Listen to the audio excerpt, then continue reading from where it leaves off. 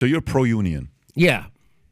Now, the problem with the unions in the United States is that I don't think that, I mean, I'm not a specialist. I mean, I've been in a couple unions myself, but I'm not a specialist on unions, but it looks like they're corrupted and they're part of the professional managerial class. Are you kidding me? Of course, yeah. They don't really. They're part of the camp. Yeah. They're also bad. I know. So for you to say you're pro-union, so again, for me, Jimmy, But Christian Small's union is a great union. There's lots of unions there. You need unions.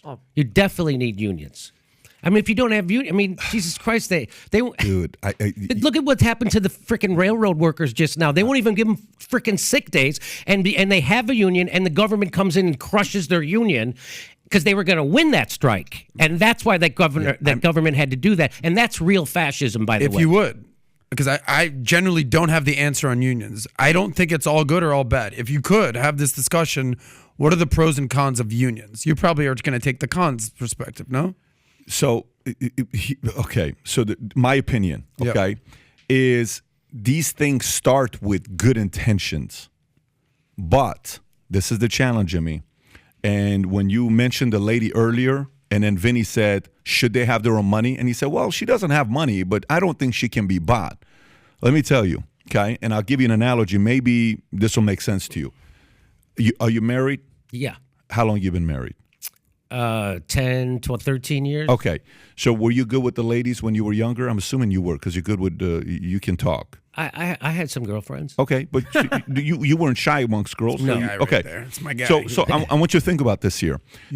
So imagine if a guy is not good with girls, okay, and he's only been with one his entire life, and he's now 35, and he's not married, but he's only been with one. Okay, he's just horrible with girls, but all of a sudden at 35, you know. He's now married, and he's got a couple kids, and now he becomes super famous, and he starts making a lot of money, and he becomes the best whatever, coder at his company, and he joins Snapchat, and there's an exit, and he makes $35 million, okay? Okay. So all the girls that were working at Snapchat now are coming up to him, oh, my God, Bobby, you're such a great coder. Man, can we go for a drink?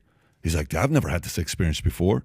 Damn, 1, shit, 2, oh my God, 3, that was cool. Dude, left and right. Okay, if you're a guy and you've never had play, then all of a sudden you get a lot of attention, you don't know how to handle it. That's correct. Okay, the same to me goes with money. If you're a politician, you've never made money, you become a politician, and you all of a sudden want to do the right thing, then Pfizer knocks on the door, most of the time you're for sale, okay? Mm-hmm. If you're a union worker, you're creating the union for the right reasons, then the people with money show up and say, hey, Mr. Jimmy Gaffa or whatever your name is, okay? Hey, or this union leader we got that's leading such and such. Here's what we're going to do. We think you're underpaid, okay? Let's strike up a deal, and we're willing to do X, Y, Z for you. But we'll do this, and we'll give you more power, and you'll be locked in for 10 years, 15 years with this position, but we'll give you X, Y, Z money.